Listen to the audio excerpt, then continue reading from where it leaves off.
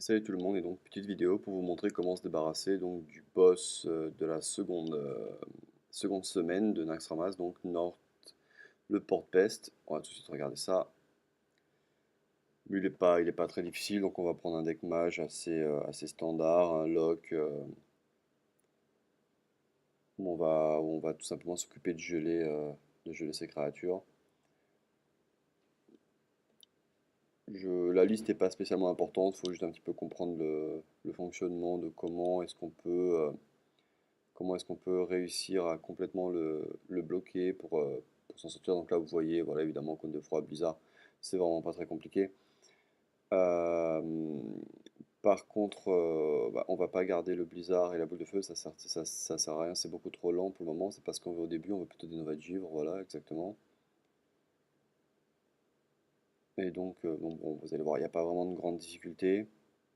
Vous devriez être capable, en jouant ce jeu-là, qui coûte en plus pas super cher à faire, de passer ce boss pratiquement à chaque essai en fait, hein.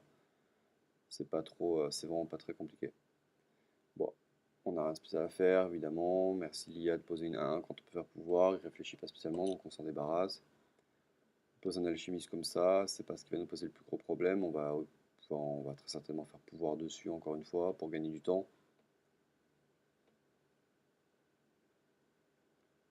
Ok, il nous pose un secret. Voilà, toujours pareil. On va s'en débarrasser avec le pouvoir. Et bien évidemment, c'est duplicate, qui est donc le secret qui est introduit lors de cette seconde semaine, hein, de Naxxramas, et donc il va récupérer deux alchimistes. Faudra s'en souvenir, même si ça va pas avoir une influence énorme dans la game. Bon, bah là on n'a rien de spécial à faire encore. On peut piocher pouvoir sur la 4-3, mais encore une fois il est assez lent, donc il ne pose pas de problème pour le moment, c'est très bien. Alors ça par contre ça va commencer à être problématique, d'autant plus qu'on n'a rien pour le tuer qui cible directement. Donc là il va falloir commencer à calculer un peu les points de vue. On est à 24, on peut se permettre de reperdre encore un coup, mais bon, on a vraiment nos deux Nova en main. On peut, on peut soit la faire, ou soit tout simplement poser le secret et prendre encore un coup. Voilà, j'ai décidé de prendre encore un coup de 8. Ça sera pas très gênant sur ce coup-là.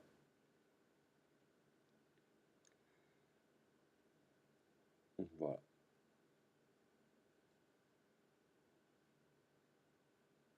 Alors bon, on se doute qu'il a très probablement reduplicate en main. Ça n'empêche pas de commencer à faire Nova. J'ai dû commencer à faire Nova là, voilà. On peut commencer à loquer le board en attendant Flamme Strike. Ok, bon, il fait maître de culte, il n'y a vraiment pas trop de problème. Il pose un autre secret, on le contre et on va voir que c'était contre-sort. Donc il joue duplicate et contre-sort.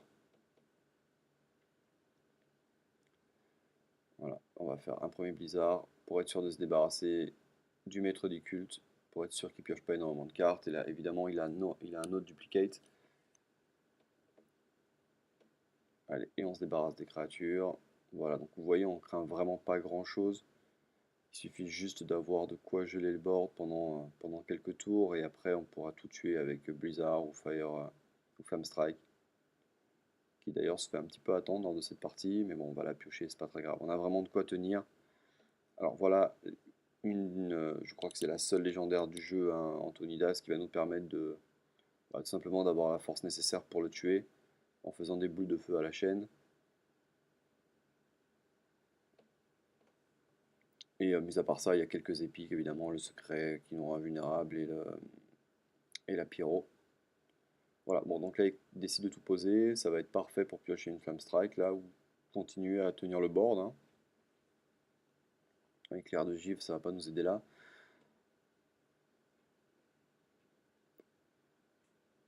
On peut se dire qu'on va tenir un tour, de toute façon, là, il fait 4-4-8-12, bon, là, il nous tue au pire. On a le bloc de glace, on peut se dire que voilà, on en profite. De toute façon, Antonidas, freeze, ça fait le travail, ça nous fait tenir encore un tour. Ok, il détruit tout.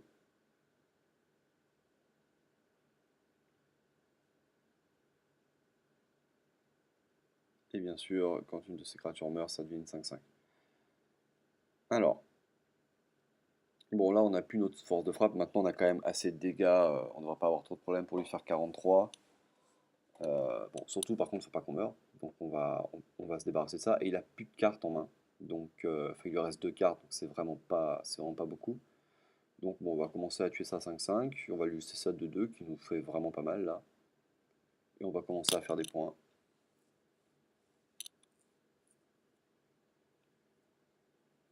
On a notre second bloc de glace qui va assurer la victoire. Et là, on continue à faire des points. On n'a pas peur de prendre 3, donc c'est parti. On tombe à 25, pas de problème.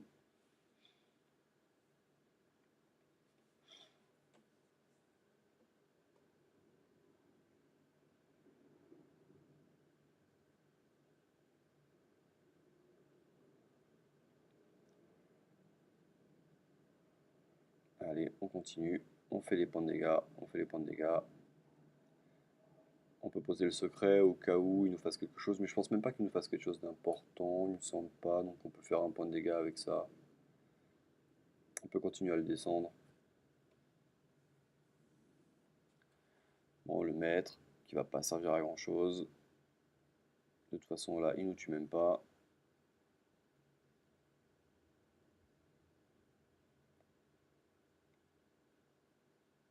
Bon, on peut faire, on va faire pouvoir sur le héros, une boule de feu.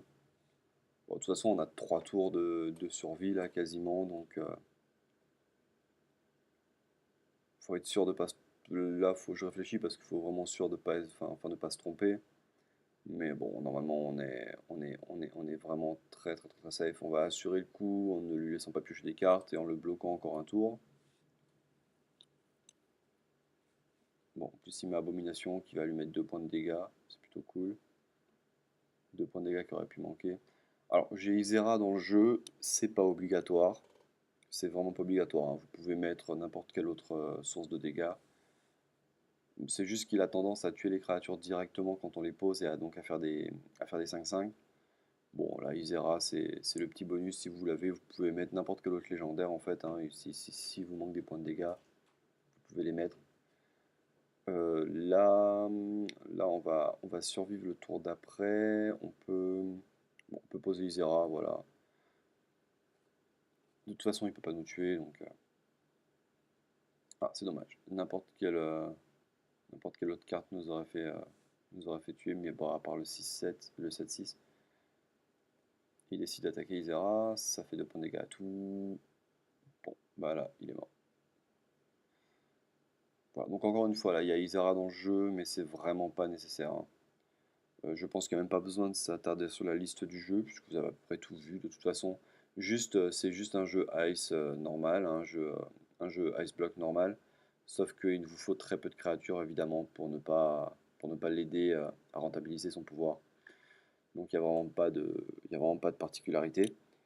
Donc on a terminé pour cette vidéo et je vous invite à regarder l'autre pour le second boss de ce quartier de la peste. Allez, à tout de suite.